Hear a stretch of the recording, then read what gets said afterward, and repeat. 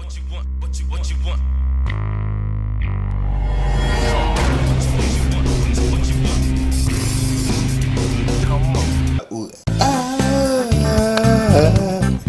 Marvel Legends is emptying my wallet, and I can't stop them, so I'm singing badly. Scorpion72 here with a review of Guardians of the Galaxy box set.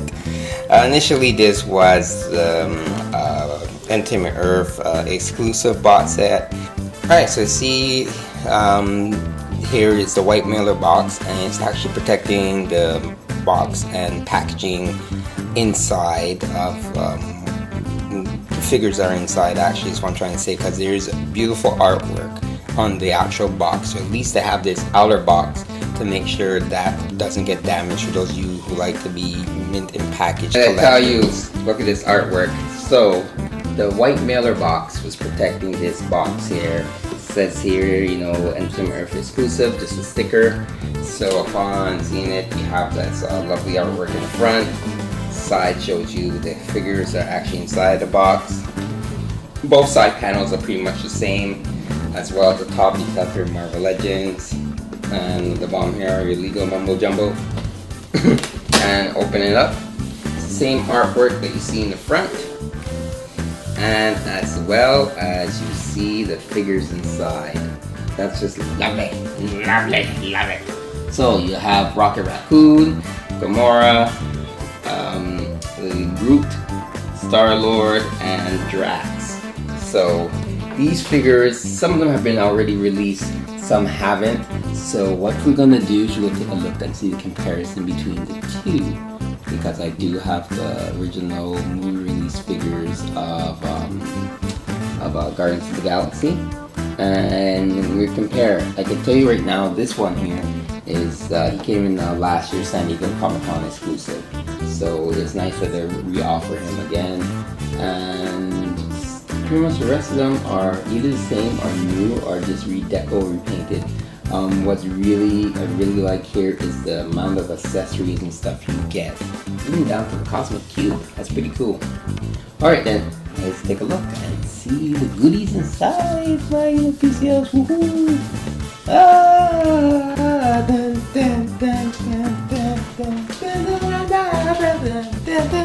Alright, so first out of this box set, we're going to take a look at Star-Lord. So basically, Star-Lord, I'm guessing due to his accessories closest by him, he comes with these, obviously, these two guns. This Star-Lord is based off the, it's actually the same same figure from the San Diego Comic-Con exclusive of, was it the Galactus San Diego exclusive from last year. It's just done in the different colors. The Star-Lord you got in that box set, he had, I believe, lighter blue costume, and I think his guns were a little bit lighter. I do not have that box set. All honesty, it didn't really appeal to me at first. Maybe Blastar, the whole set is really what I would have liked, and maybe Medusa, but Star-Lord not so much, you know. So anyways, two blasters, and Marvel Legends, you know, to come to their articulation, ball joint head, shoulders, double jointed elbows, rotating wrists, swivel at the waist, pretty much ball jointed thighs, upper thigh cut, double jointed knees, and of course there's no swivel at the boot, but there is like ankle rockers. So don't really spend too much time in the articulation for Marvel Legends. Is pretty much the same. What I am going to do this time around though is that basically he comes with like baby Groot, plant form. You know, he's pretty much already almost full grown and just about to leap out of the plant, which is pretty cool. The other thing comes with is the Cosmic Cube, which this box set is kind of weird because okay, in a way it's not. So it's Cosmic Cube because this box set is more based on the comic book appearances and accuracy of the figures, so it makes sense that you get the Cosmic Cube, which if you got the Captain America wave came with a Red Skull. because the movie version of Guardians of the Galaxy, the King of the Star Wars King of the Orb, which had the gem in there, the power gem. So what I'm going to do is just show you the difference between the two. So for those of you who have movie Star-Lord, and here's comic book accurate Star-Lord, so you can see, of course, it's going to be a big difference because they did change his look in the movie. But the cool thing I'm going to show you here is swapping the heads. So we're going to take a look at what it looks like when you have Star-Lord's head on the top of his uniform. And I'm also put the helmet, different version head of Star-Lord on the movie version. So you get a little look there at how the two look, in case you want to swap and mix and match and stuff. So I'm kind of going to be doing that throughout this whole video, just to show you the difference, because most of you already either have the movie versions of these characters when the movie came out last year. If not, then you skip that and say you want to just get the original comic book set, the exclusive box set there. Then it all comes down to your own cup of tea. Let's show how the movie Star-Lord mask head looks on this. And there you go. You get a little look there. I'll do a side turn and a back turn there. So there you have a little look at the two versions of Star-Lord, so you can mix and match, swap them whichever way you want, even right down to their guns. So let's give him this pistol here.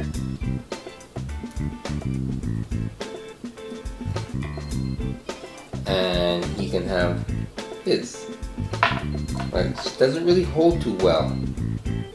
Oh, unless you get in the trigger finger there part, and there you go.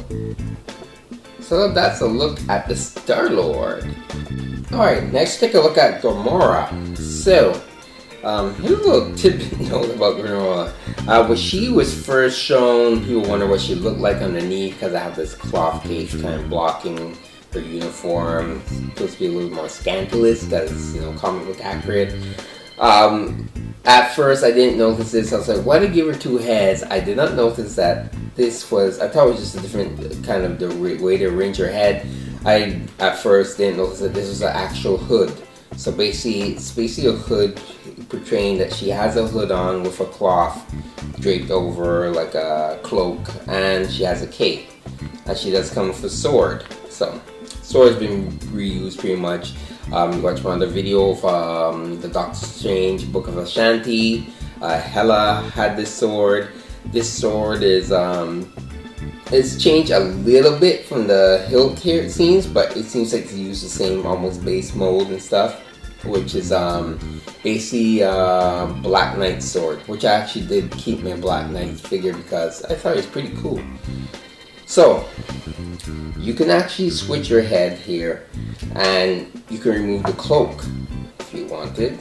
The cloak is attached to her arm, at least her right arm here. So you just have to slide it off, and there you go. And then you can put the head back on, and now you basically have it like the cape has a hood on it, and then you can see her full uniform.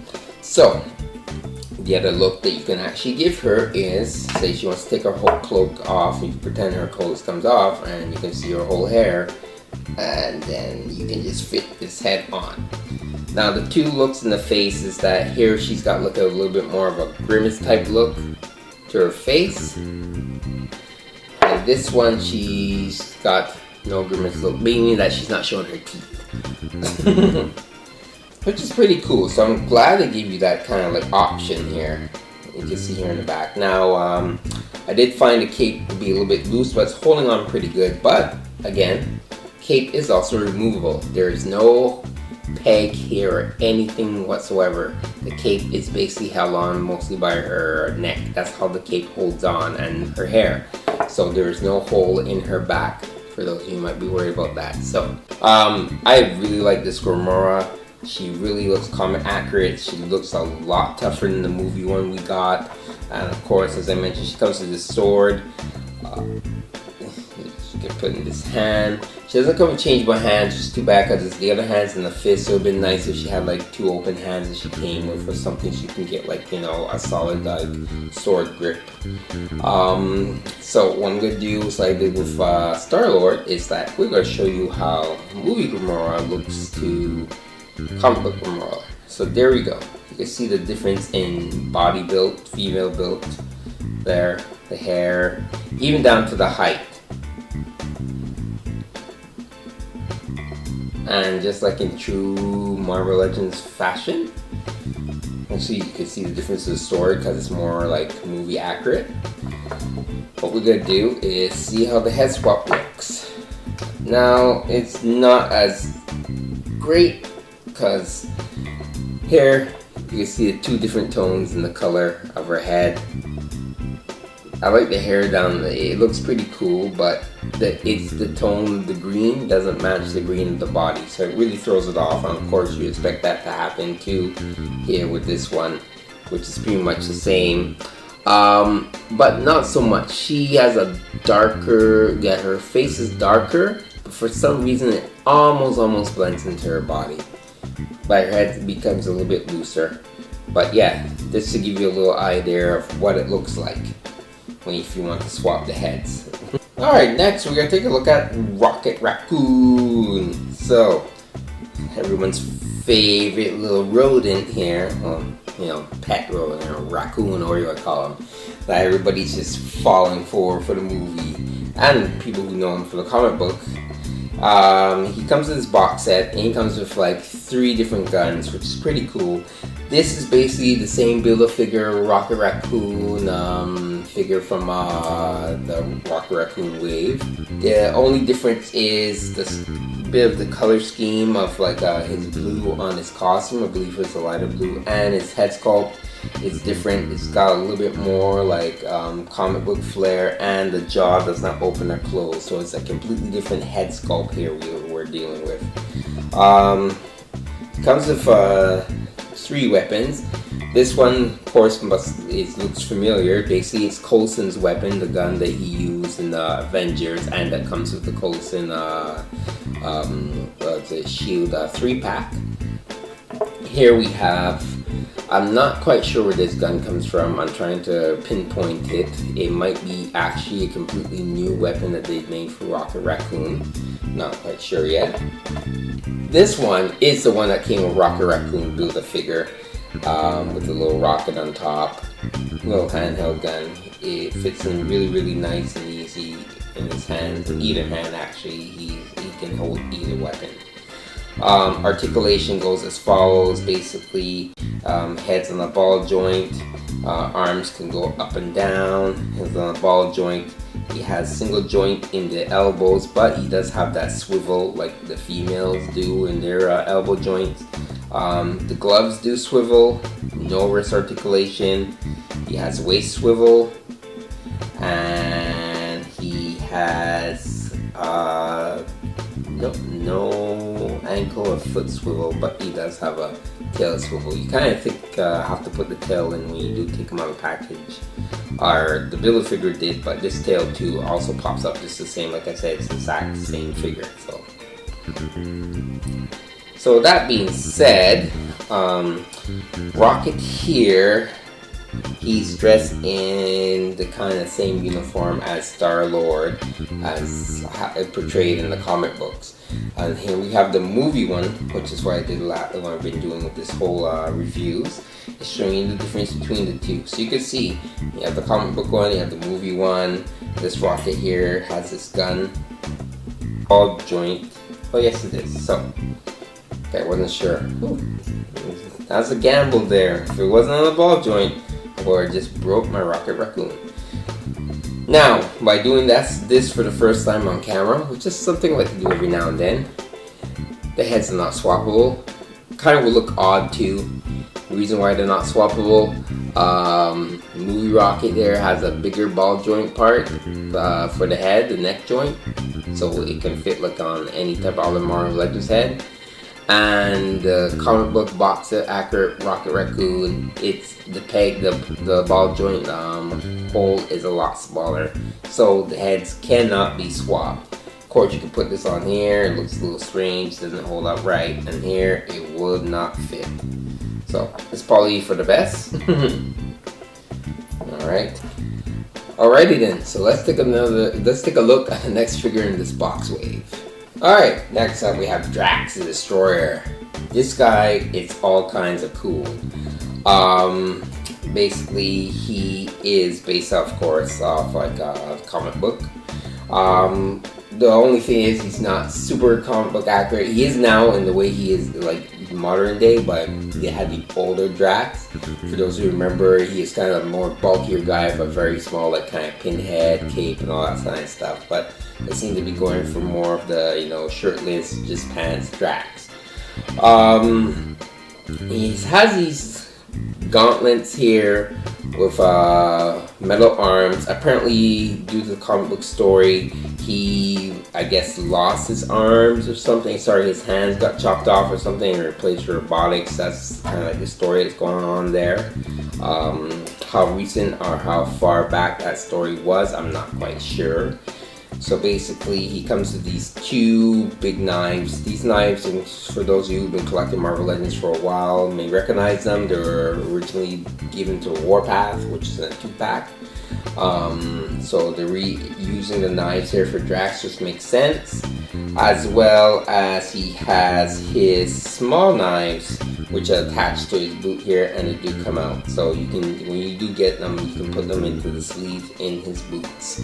So now onto the coolness of Drax. So Drax here comes with two different hands. So you can swap out his armor looking robot hands, and that's the other part I wanted to show you too, which kind of just fell. So you just got a preview. So basically, you can swap those out and put on his regular like flesh tone hands. Now the other thing about that is that these gauntlets, as you just saw maybe, they are removable. So you can make Drax fully, just completely, I guess, post or before he got his hands chopped off, whatever happened to them, non-robotic. So now you have these two gauntlets here. Two gauntlets here and two kind of robot hands, which is cool because any other figure from Marvel Legends that have removable hands, robot hands, you want to mix and match, add them to, maybe have one person have like a claw hand, you can have Drax have his normal hands, or you can have him have his robotic hands. That being said, these hands hold the big swords even better, because you get more of a firm grip, because of course a claw hand, it's kind of hard to get a grip on like the big knife, and also it's impossible to get it on the small knives, to hold the small knife. So now with these hands, these normal hands, you can hold both knives with ease, and they're not like wobbly, they don't fall out if you get a firm grip on there. So of course, we're just going to do a little comparison here with movie Drax. So as you can see, this whole upper part of the movie Drax is completely different because he's all tattooed and stuff. The articulation is pretty much the same with the ball joint and everything like that. The two things that are the same for these Drax is basically below the waist, which is the pants. They just painted it on the box set a little bit more vibrant and more like colorful than the movie one. The movie one, even though you see the same stripes and stuff, they are not painted. The knives are the same, so you pretty much get the same type. You get the same Drax in the box set as you do with the movie, but not so much. Like I said, just from the waist down.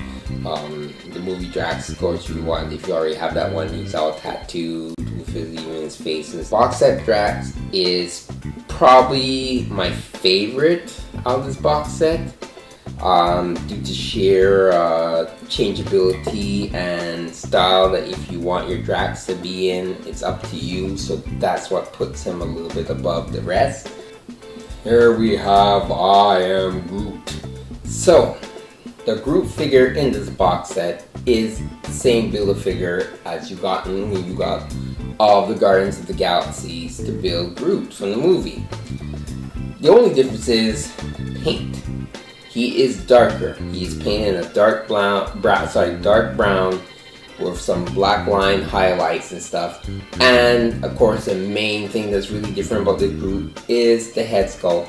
It's a completely different head sculpt. It's more comic book accurate. It's more fierce, and I like it. This looks like a really fearsome type of Groot. Doesn't have that kind of friendly looking face like he did in the outside of the movie, which is fine too. Like I've been doing all through this video. Here's the movie Groot, so you can see the difference. Same size, but due to the dark color, the box set Groot makes it look like he's taller than the movie Groot. But also, of course, he looks taller because the head sculpt here of this Groot there from the box set. That's what gives that more tall look. So it kind of like looks like, you know, this is good Groot and bad Groot. This is bad brother or something like that. And yeah, so let's see if we can swap heads here, which you should, because when you have to build Groot, he did come his head did come separately. We got ball joints, it's pretty much the same. And there you go. Look like he's just has some like chili peppers. His head's getting dark, or he's just really mad. It's like, you know, he's being possessed. And then you have this one here where I don't know what you want to say about this one. He's just a little bit lighter, or he covered his face with a towel and got the tan the rest of his body. Who knows? But you can see how it looks kind of funny. It's kind of fun when you mix and match them and stuff like that. So that's how the two Groots kind of look when you swap their heads. So let's put them back to normal. But I must say the sculpting on the box set Groot is really well done. Even the tree part trunk here is like the head trunk part is two separate pieces, and they put a lot of work into that for that head sculpt. And they didn't really have to. They could have just did a simple repaint and make it darker or change it up, or even glue an extra piece on the top of this Groot. But Hasbro would decide to just go all out and just give you a comic book accurate Groot, which is always appreciated. Let's do a little fun little thing here, because I do have another kind of tree type character. Hey, look at that! It's the father at the end, and his sons. Roots. I saw some people posted some of this kind of like comparison back when the movie came out on Facebook and all over the place. So I decided to do it here to show you the two of them there. You know, good son, bad son, tree type thing. It's kind of funny. It's kind of cool. So I thought I'd just show that little tidbit there. It's pretty neat, eh?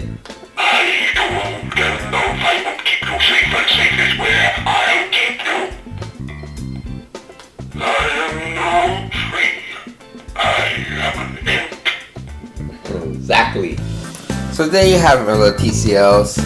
A look at the Guardians of the Galaxy box set. Should still be available on online retailers. And